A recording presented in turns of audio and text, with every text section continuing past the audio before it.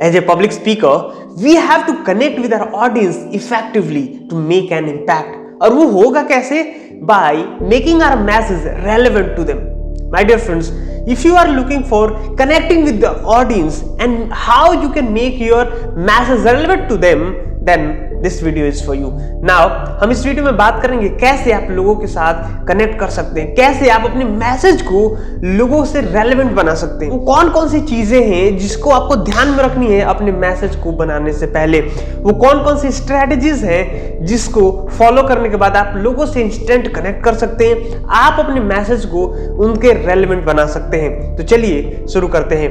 Hello दोस्तों, मेरा नाम है राजन कुमार चौबे। मैं हूं एक public speaking coach and a content creator. अक्सर आपने सुना होगा connect with your audience, but do you know what is the real essence of connecting with the audience? My dear friends, let me tell you, it is the process of relationship with your audience based on mutual understanding and respect, and the goal is to create connection that is both personal and meaningful, and to create the sense of credibility, trust with your audience.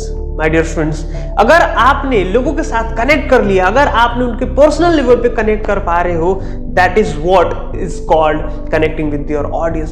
देखो, जब आप लोगों से personal level पे connect करते हो, जब आप उनके भाव से अपने भाव को कनेक्ट कर पाते हो, that is where magic happens. वहीं पे मैजिक होता है जब आप एक दूसरे के साथ जुड़ जाते हो, जब एक दूसरे की भावनाओं को समझना शुरू कर देते हो, जब आप दूसरे की भावनाओं को अपने भावनाओं की तरह समझने की कोशिश करते हो, तभी आप अपना इम्पैक्ट क्रिएट कर पाते हो।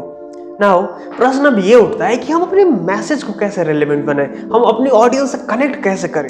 First, understand your audience. देखो, किसी भी ऑडियंस से कनेक्ट करने का पहला स्टेप होता है कि आप उनके बारे में जानो, उनकी प्रॉब्लम्स के बारे में जानो, उनकी एस्पिरेशन के बारे में जानो, उनकी गोल के बारे में जानो, उनके बारे में जानो कि वो करते क्या हैं, वो आपको क्यों सुन रहे हैं, वो आपसे क्या चाहते हैं, उनके पेन पॉइंट्स क्या हैं, वो आपके स्पीकिंग से क्या सीखना चाहते हैं, क्या लेना चाहते हैं। जब आप इन सारे क्वेश्चंस का आंसर करेंगे, तब आपको रियलाइज होगा कि उनकी मेन प्रॉब्लम क्या है, और आप जब उनकी प्रॉब्लम पे अपने मैसेज को डिलीवर करेंगे, दैट्स वेयर आप उनका अटेंशन कैप्चर कर सकते हैं, दैट्स वेयर आप उनको सॉल्यूशन दे सकते हैं, that's where you can resonate with them. And second thing is you have to understand them instead of knowing them. देखो, बहुत लोग बहुत चीजों के बारे में जानते हैं, आप अपने ऑडियंस के बारे में जान सकते हैं, बट समझना is going to help you to make an impact. देखो, आप उनके बारे में जान सकते हो, क्या कर सकते हो, उनके पेन पॉइंट्स क्या हैं, वे क्या करते हैं,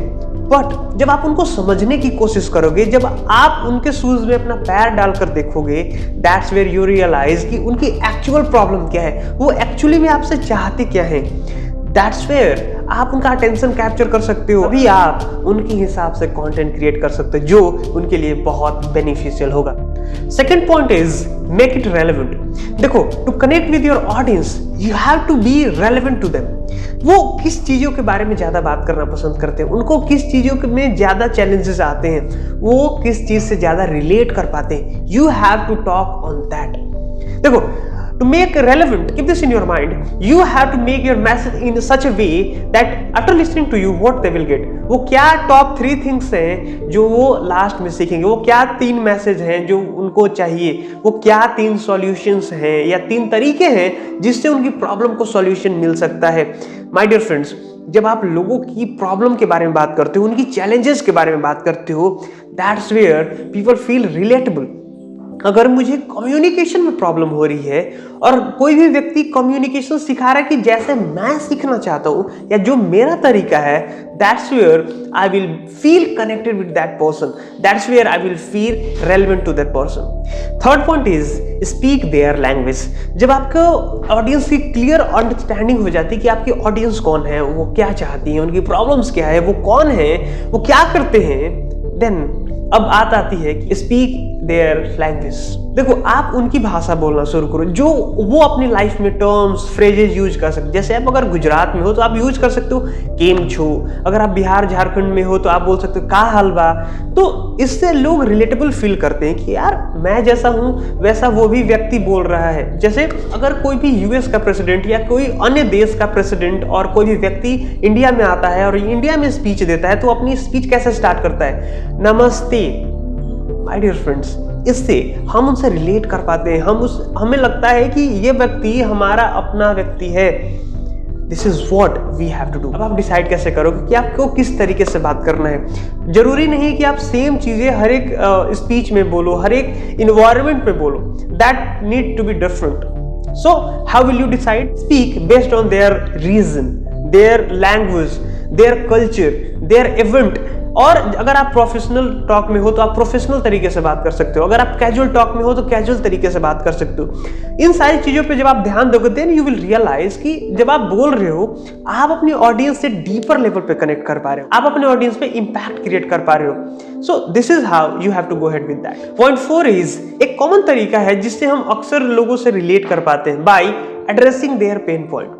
देखो, लोग हमें क्यों सुनते हैं, लोग किसी को क्यों सुनते हैं? या तो वो एंटरटेन होना चाहते हैं या फिर किसी प्रॉब्लम का वो सॉल्यूशन चाहते हैं। तो if you are talking about their problem, their challenges, their what they are facing right now, और आप ये बता रहे हो कि जहां वो स्टक है उससे वो खुद को कैसे निकाल सकते हैं या वो खुद को अपग्रेड कैसे कर सकते हैं, that's where you connect with your audience.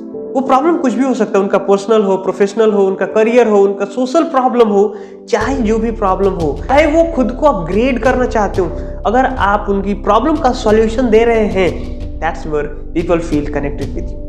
My 5th point is be authentic.